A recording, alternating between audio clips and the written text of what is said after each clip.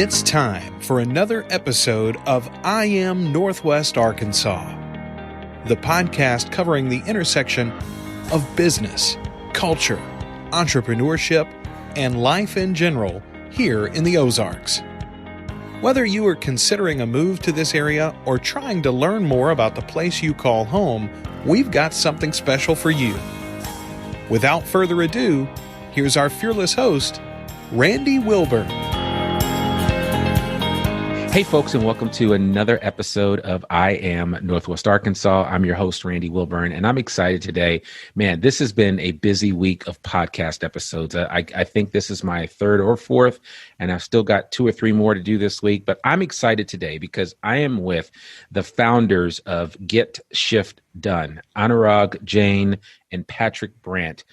These two gentlemen who have full-time jobs, mind you, have a little extra time on their hands to put something together to make a difference in the lives of so many other people. And when I first heard about Get Shift Done, I had actually was speaking with Kurt Berman from Rope Swing Hospitality Group here in Northwest Arkansas, and he was talking about how much of an impression this program has made in a very short time right here in Northwest Arkansas. But without further ado, I want to welcome Anurag Jain and Patrick Brandt from Get Shift Done to talk a little bit about what they are working on, because I think the listener here at I Am Northwest Arkansas is going to want to hear this, especially if you work in the service industry.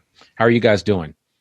Great. Thank you, Randy, for having us. Appreciate it. We're doing well. Absolutely. Absolutely. So who wants to go first? And the way that we do things here on the I Am Northwest Arkansas podcast, we like to get your superhero origin story. And since there's 2 of you, I would love for you guys to give me the Cliff Note version of who you are. And then we'll go into Get Shift Done and how things started there down in the Dallas-Fort Worth area. So Anurag, why don't you go first? Sure. So, Randy, I'm in my day job, which I haven't done in a long time. I'm a healthcare entrepreneur. I have a healthcare outsourcing company, and then I have a venture capital company. We're invested in 45 companies, including Patrick's latest venture. Okay. And Patrick, how about you? Well, I'll start by saying that, I've got some roots up in Northwest Arkansas. I grew up in Joplin, Missouri, and grew up water skiing on Beaver Lake. So I'm quite familiar with the region, and very happy to be hosted by you, Randy, for this podcast. Absolutely. I got to Dallas by way of SMU and have been a software entrepreneur ever since, and enjoy the software business, but also how Anurag and I know each other well and how we serve the community also. Yeah, no, and I think that's really great, and I don't want that to be lost on people, that you can walk and chew gum too. I mean, you can do something during the day and then still figure out a way to give back at the same time. And you guys have done that in spades with this program, Get Shift Done. And yes, I said shift, SHIFT. I want to make sure that people know that I am not cursing on the podcast, because that's just not how we roll, but that's fine. I would love for you guys to chime in, both of you really, and tell us about Get Shift Done. I mean, we're in the middle of a pandemic. We have seen a lot of jobs lost in this country. We've seen just a lot of challenges, period, on a health level, but then also on a food insecurity level. And you guys have figured out a way to kind of marry some of the challenges that we're facing and come up with some solutions to serve a much needed segment of our society or our population, when I think of like service workers, because they are the lifeblood and the backbone of this country. And I would love for you guys just to talk a little bit about how the genesis of this, how did it come to be? Randy, let me get going first. So I'll go all the way back to March, the first week of March, and I'll give you a couple of statistics to ground yourself. Firstly, in our country today, more than 50% have less than $1,000 of savings. Most Americans, by the way. There are about 12 million people that are employed in the hospitality business. If you take hotels, restaurants, cruises, bars, whatever you may take. So that was a target market for us. And then if you look at food insecurity, just in our area, in the North Texas area, and by the way, I was the chairman of the local food bank, and we served 13 counties. Last year, we gave out 76 million meals. But 1 in 6 people in our area, which is a very wealthy area, are food insecure. By the way, that number is worse in your area. Yeah, there are more food insecure people in Northwest Arkansas than in North Texas here. The national average is about 1 in 6 as well. So which means 1 in 6 people don't know where their next meal is coming from. So if you go back to the food bank where this started, essentially we gave out 76 million meals last year. By the way, it's gone up to 93 this year, but just 76 million meals are only possible because 35,000 volunteers show up every year to help packing, sorting, and delivering the food. So then you get to the first week of March, and I get a call from my team at the food bank where they're essentially panicking. They're saying, look, COVID is coming. We know the need for food is going to rise tremendously. Complexity has gone up because of social distancing and masks, and we need to go deliver the food in a certain format, which is more complex than what we did in the past. And by the way, the volunteers are not coming. The day after that, I had a conversation with Patrick, who I talk to regularly, and Patrick is helping the hospitality workers find jobs. And he was saying thousands of workers are getting laid off in the hospitality business. And that's where this idea was born. Can we take these laid off hospitality workers, put them back to work by giving them a small stipend to go work at the food bank in the beginning, and then eventually all of the other nonprofits as well. So essentially take people that know food to help people that need food. Patrick, do you want to add something to that? Sure. So one of the advantages that we had, Randy, at the time was, so my company, ShiftSmart, we manage an online labor marketplace. So really pairing workers with open shifts, either where they currently work or net new shifts. So we had this software that we were able to contribute as well as a team. And most importantly, in order to pull this off, we needed to leverage the existing infrastructure. So that infrastructure being the food banks and food pantries and school systems that already existed. And so we went to local restaurant groups here in the North Texas area and said, if you would like to find work for the people that you are furloughing or laying off, we can find work for them in these food banks and food pantries, and we'll pay them, a basic wage that would be provided by, some generous, donors here in the North Texas community. And that was our idea, and that was our start. And again, at that time, it was shelter in place. The restaurants were closed. We all thought this was going to be a 10 to 12 week relief effort. And here we are 5 months later. Yeah. I mean, I don't think anybody has really comprehended the time that has that COVID-19 has kind of taken away from us, and at the same time given back to us, really, when you think of the way more people are at home and how it's impacting individuals. But I mean, that's remarkable, and not only the fact that you guys got it started there in short order, back in March, but how are you able to spin things up so quickly? Well, Patrick, go ahead. So, I think there was just I want Patrick to talk about what he brings to the company, without which this would not be possible. But really what happened is we saw the demand, and we had access to all the people that needed the food, right? The food bank, starting with the food bank. We then had access to the community. Patrick and I have been lucky enough to know the community well, and we know the leaders in the community that are pretty philanthropic as well. So we had access to dollars to get it going, and we had access to the problem. But Patrick, talk about the solution a little bit more. Sure. So the software, the way it works is if you're a worker, you set up a profile on the app and it matches you to open shifts. So the beauty of when I said that we were leveraging the existing infrastructure is that these food banks and food pantries are very well run organizations in distributing lots of food. So for example, in the North Texas area, the North Texas Food Bank delivers 1.5 million meals per week.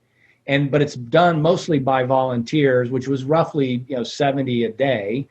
And so we had this inventory of workers that needed work.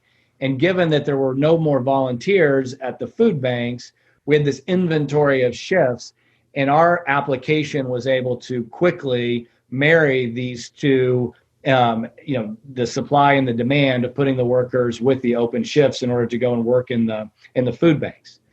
Once we did that, there became a lot more workers needing work. And so the nonprofits started inquiring more and more about how they could also take advantage of these workers. So Anurag and I would raise money, and then we would also onboard both nonprofits in the hunger relief space and workers that were seeking employment. And that was all being done in the first couple weeks of launching this in late March. Okay. And so just so I understand this, and also for the listener following along, if I owned a restaurant somewhere in the North Dallas area, would I be able to register myself with you guys to be able to help some of my employees? Or is that how it would work in terms of being able to, like, maybe I don't have enough hours to give them, but they could then go work with Get Shift Done? You're exactly right. So you could do one of a multitude of things. You could either you introduce it to your workforce, you could send them out the link and they could download the app, or you could point them to our website, getshiftdone.org, and they could sign up. And that can be done at any of the regions where we currently serve, including Northwest Arkansas, is where they could go to the app or go to the website. Okay. All right. And so talk a little bit about how you guys you've expanded to 11 cities. I mean, like, seriously, no grass has grown under your feet. You guys are busy. Mm-hmm. You've expanded to 11 cities. You've served over 40 million relief meals through this program. You've got 18,000 workers registered to work. And then you've provided somewhere around 250,000 plus hours of paid work to the displaced hospitality workers. I mean, how needed is that at this moment in time?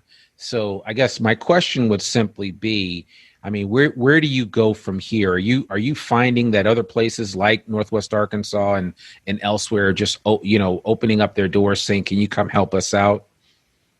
So it was amazing to watch what happened when we actually opened this up to people. So, this was before the government put in any relief things. So people were very afraid. 60, 70, 80% of the people had been laid off with absolutely nothing in sight in terms of extra relief by the government. Of course, that did come, but that's never enough, right? So, there's a lot of fear. And people came, and then for them to be able to work, get a small stipend, but also to help other people that are in such a similar situation was amazing. There were lines out of the door for people just to come and work because they said, this is meaningful work. And by the way, when I get my full-time job, I'm going to come back and volunteer anyway because this is meaningful. So don't take away the aspect of just giving people meaningful work apart from the money that is useful as well. So that was really, really important. Patrick, what do you add to that? Well, I think the biggest thing that we're learning right now is we set this up thinking this was going to be a relief effort for a 10 to 12 week period.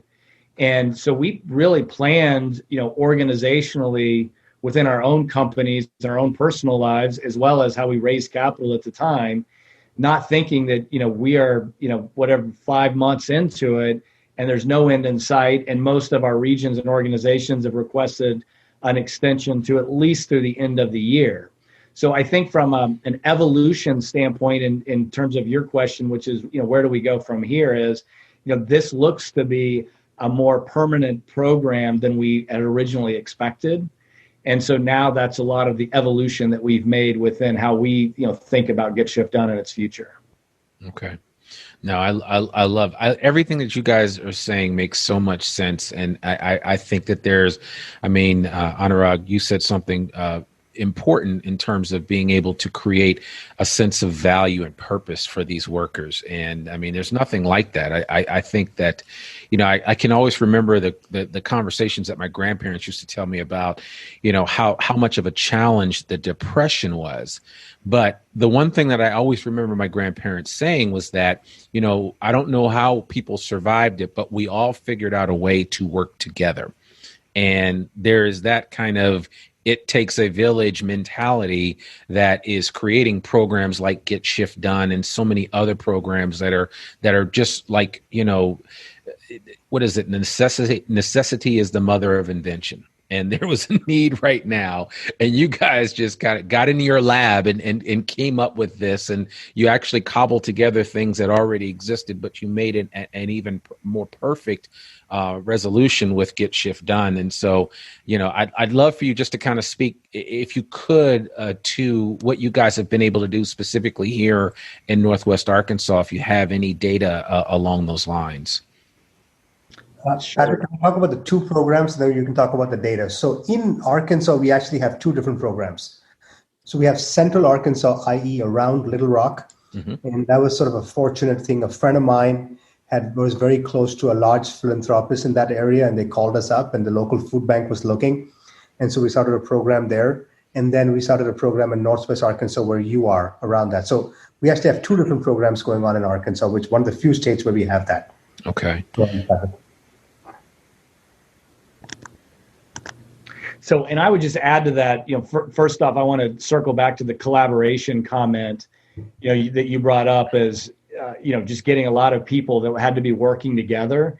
And, one of the things, both Anurag and I have a long history in startups, and this has been by far and away the fastest growing, and in some ways the most rewarding, and in some ways the most challenging. But I think the real secret to this has been this, collaboration between, whether it's the hunger relief organizations, the community leaders that are funding, the restaurants, and just bridging that gap. And so in Northwest Arkansas, it's been interesting because think about this. This is a time that we've started something and expanded where we can't, meet people face to face. There's not handshakes. There's not meetings. It's all remote. There's no travel. And, we've opened in, 10 other cities outside of where we live. And let's just use Northwest Arkansas.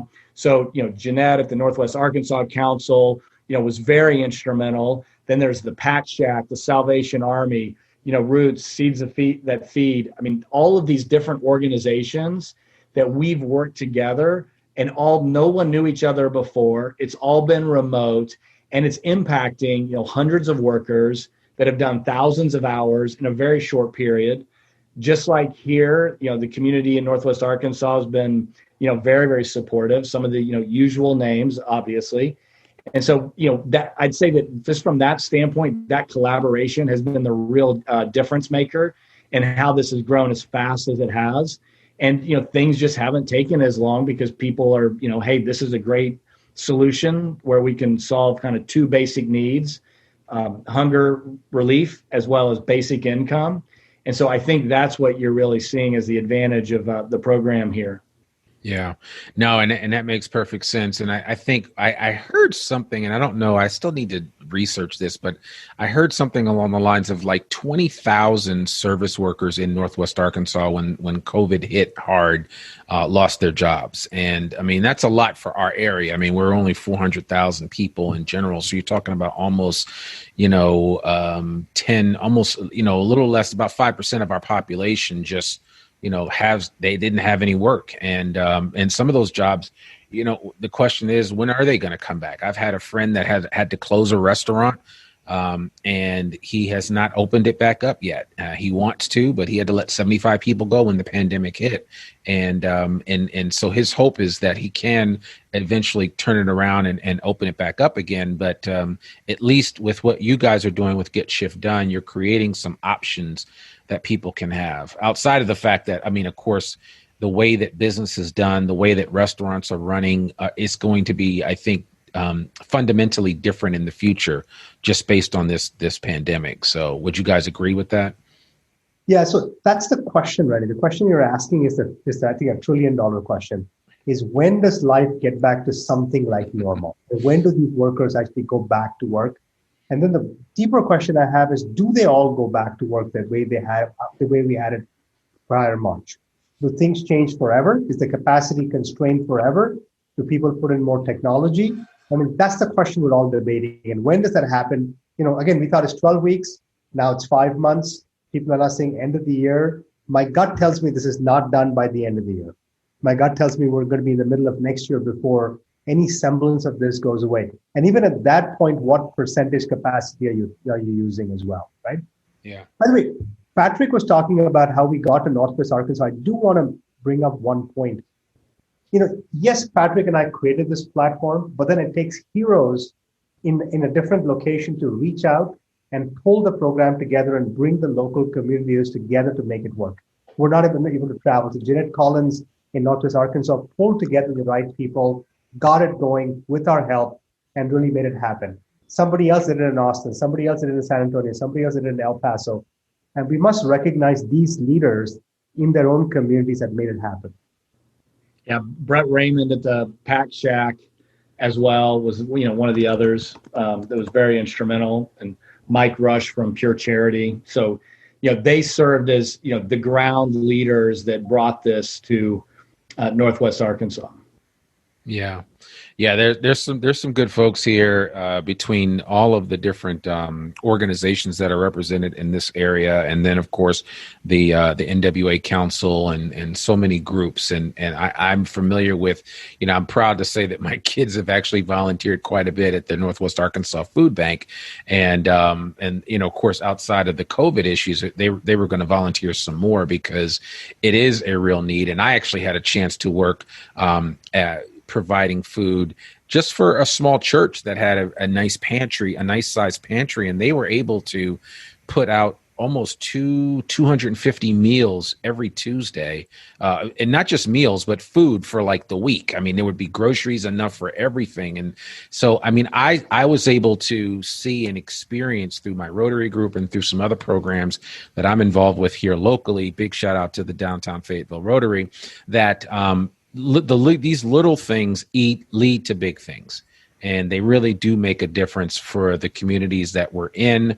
And I certainly want to encourage people that are here in Northwest Arkansas, that especially those of you that have had experience in the service sector.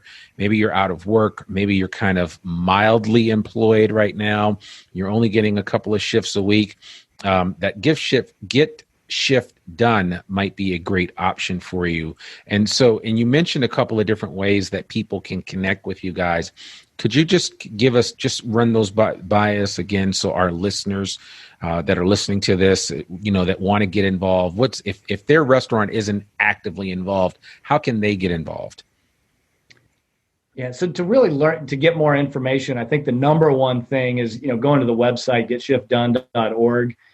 You can pick on the Northwest Arkansas location and sign up to be a nonprofit that receives these paid volunteers, or you can sign up to donate money, which we're as we can see as this extends further and further, that money is certainly going to be needed. And then as a worker, it'll lead you right to the to download the app so that you can sign up immediately as someone that wants to, do some shifts for, some money.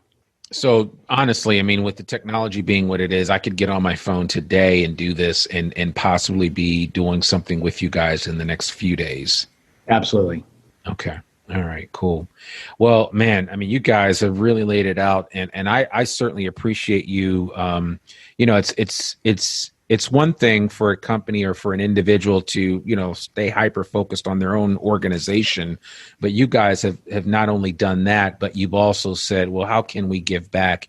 And in your own special way, you've come up with some programs and, reconstituted some of the technology and some of the things that you've already created to serve an even bigger audience. So I want to commend you both for the yeoman's task that was before you then, and still is before you right now, because there's still a lot of work to do. And I'm sure at times it can be overwhelming. What are you guys doing to keep motivating yourselves to move this thing forward? Randy, we have no lack of motivation. Just listening to the worker stories that we see every day, we're happy to send some to you. They're just amazing stories of real workers that are looking just for a little bit more help. We're able to provide them avenues to go do something, get a little bit of supplemental income, and it's changing people's lives. And that is good enough for the amount of work that we have to do. It's amazing to watch. Yeah, I love that. Patrick, you have anything you want to add? It's funny. We've been working together so long that, and so much over the last 6 months that my answer was going to be almost the exact same. It's these worker testimonials. I mean, they're if you're getting tired or you're getting frustrated and you hear people say, thank you, I didn't know where, how I was going to, put food on the table. And plus they've gotten, additional perspective working in the food banks. So, it's definitely been motivating, and it's been certainly rewarding at this point. We only wish we could do more. I mean, that's probably the bigger, drawback, not having a lack of motivation. Yeah, no. So I must bring back the one point before we end, which is we're still raising money, and COVID is lasting much longer than we expected. The jobs are certainly very far from being back. So to the extent this podcast reaches people that might be able to donate money, that is important. Yeah, we want to put we'll make sure we put all of that in the show notes, and I'm assuming there's a donate button when they go to getshiftdone.org, right? That is correct. Yes. Okay. All right. Perfect. Well, Anurag Jain and Patrick Brandt, thank you guys so much for taking a few minutes to. I would ask you what your favorite restaurants are in Northwest Arkansas, but you were from Joplin, and you're not necessarily from here, but we'll take your word for it. When you guys come up here, we'll have to take you guys out and let you sample some of the best of what the Ozarks has to offer. Patrick, I know you're somewhat familiar with it, but Anurag, if you're ever up this way, please look me up, and we'll be sure to get you out and expose you to the best that the Ozarks have to offer. So. Look forward to it, Randy. Thank you. Absolutely. So thank you guys so much, Anurag Jain and Patrick Brandt, for coming on this particular episode of I Am Northwest Arkansas. I think it's important for everybody listening.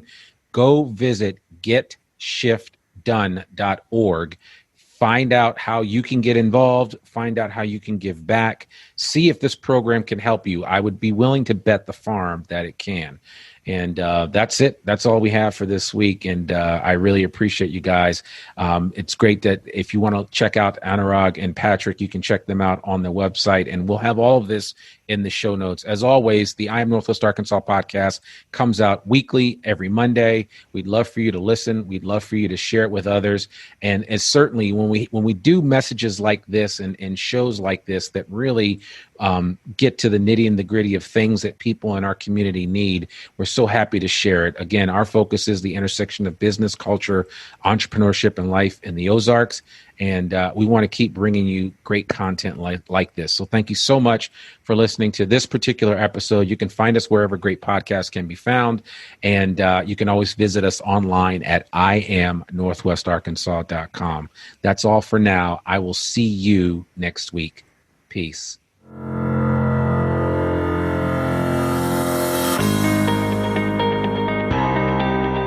We hope you enjoyed this episode of I Am Northwest Arkansas. Check us out each and every week, available anywhere that great podcasts can be found. For show notes or more information on becoming a guest, visit iamnorthwestarkansas.com. We'll see you next week on I Am Northwest Arkansas.